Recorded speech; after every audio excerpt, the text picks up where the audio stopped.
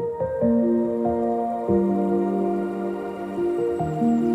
ball is thrown upward from a height of 20 meters with initial velocity 15 m over s. Its height after t seconds is h equals minus 5t squared plus 15t plus 20. When does the ball hit the ground?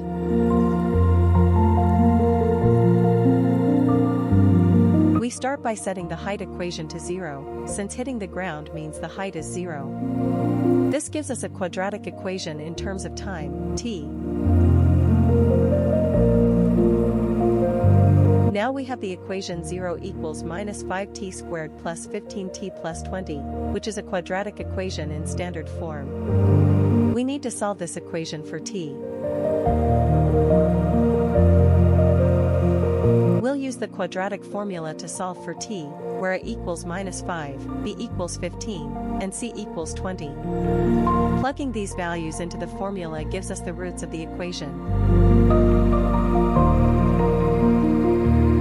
Substituting the values of a, b, and c into the quadratic formula, we simplify the expression under the square root.